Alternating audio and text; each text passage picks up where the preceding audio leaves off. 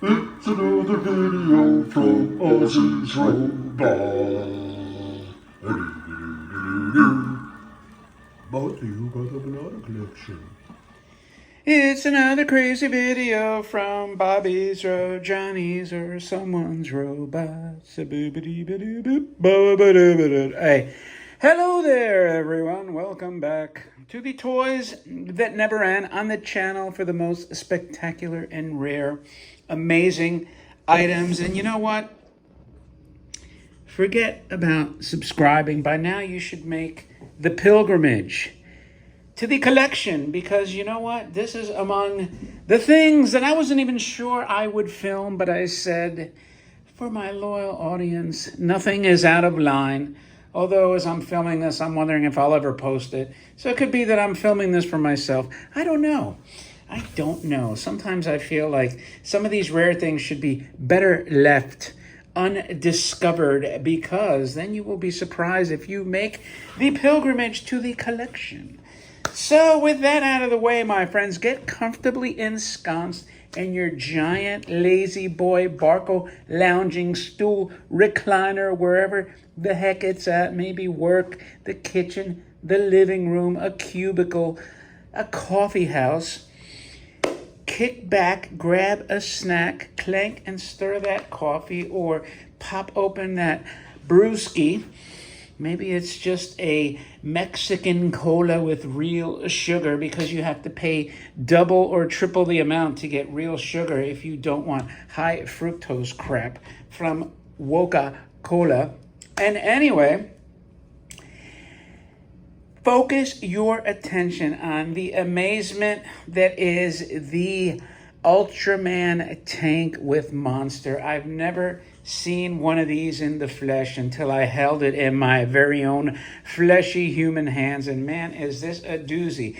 If you recall, I have the spectacularly rare Ultraman tank with the hack robot, and I guess this completes the set of two, unless I'm surprised with another character that comes out of the woodwork. How amazing would it be if there was, like, maybe, perhaps, Yonezawa made an Ultra 7 version of this, or going by the Marisan Gang of 7, it could theoretically be a Tarzan with an 8 behind it tank. Who knows how many permutations of this there could very well be, lurking in the shadows. But for now, as far as we know, as far as the world knows, this is it, my friends. And now let's take a look. Not only do I have the amazing toy, but here is its spectacular box. And what I love is that Ultraman is punching this, I don't know, is this Baragon? Who is this guy? Is it Giras Baragon? He's punching him in the jaw, Godzilla-like. And look at this guy's just kind of not phased at all. His expression's like, bro, you think that hurt me? You didn't do anything. But meanwhile, could be that this tank, kind of like the fake news tank, is beaming this hypno ray that's kind of bouncing off the skull back there. Maybe that's what got him sort of lethargic and in a stupor, or, brainwashed, just like the legacy media does to us, right? Just puts us in that zombie-like comatose state. And so Ultraman can pound away, ground and pound even, because look at that. It's got the radar and it's zoomed in on him. Very cool. Kind of alien landscape, although it's probably Earth, you could see here, because, the Ultramen are saving Earth. What I really dig is this tells you don't have to guess, man. This is 1966. When anime was at its nascent stages, and it has the character sticker. And I was thinking, how cool that they all have their sticker. But I guess once you put this adhesive on, man, it would be very tough to peel these off. Not only do they look good, but, it's probably on there for life now. This is item number 798, if you were wondering, and it was made by Yonezawa. Look at the colors. Ultraman is so cool with those insectoid eyes and the cool fin on his head that reminds me of that character from Hellboy. And here he is with his karate chop pose. Look at the motion lines. He's moving horizontally, so I guess that's, maybe he backslapped that monster. Kind of like interesting imagery, the pentagram star and this weird looking arrow thing. Then the end panel. Is that Captain Ultra? I guess that's their logo. Now again, Japanese market toy, all in kanji, but over here they decided to add the English lettering. I don't know why. That is so weird to me. And I guess the other side is exactly the same. So again, amazingly rare box, amazingly rare toy. This is a case where both the toy and box are equally unknown, scarce, rare. And now, of course, we go to the toy. And if you remember, I have the Captain Ultra with the Huck robot.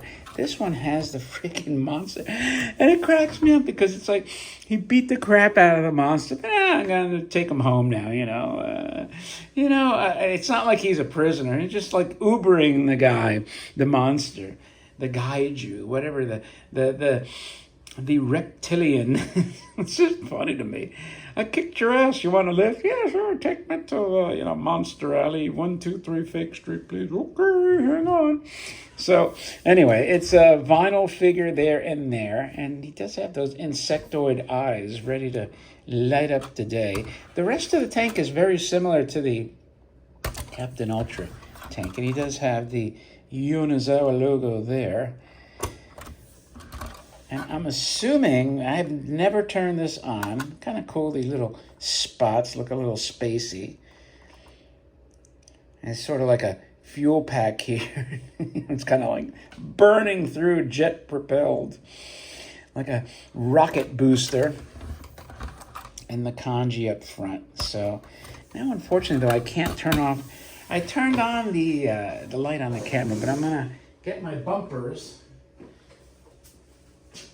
Sort of defeated the purpose, to have the damn light on, but I wanted it to look a little better. So let me turn it on and see if it works in 3, 2, 1. Oh, yeah.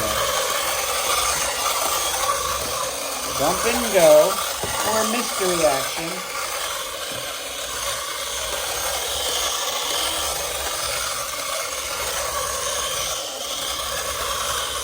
There's the motion light.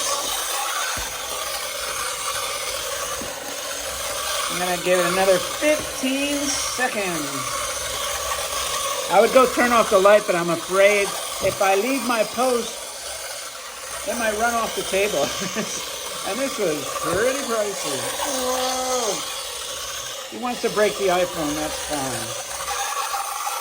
Ah! I'm surprised he's not turning, but anyway. Wow. Wow. That was crazy, huh? Holy macaroni. That's unreal. Pan back into him. Whew. That's crazy. You feel like even if you're not doing anything, you feel like you're getting a workout. Anyway, my friends, that is your unbelievably rare, scarce Ultraman tank with monster attached by Yonezawa, made in 1966. So let's date him. He is 57 years old. Closing in on 60 years old. Can you imagine? What freaking kid was lucky enough to get this toy? I can't even fathom. I mean, that is one lucky little goober that got a toy like this. Because I can tell you one thing. It was not me. I guess I'm lucky now, a big kid, to get it.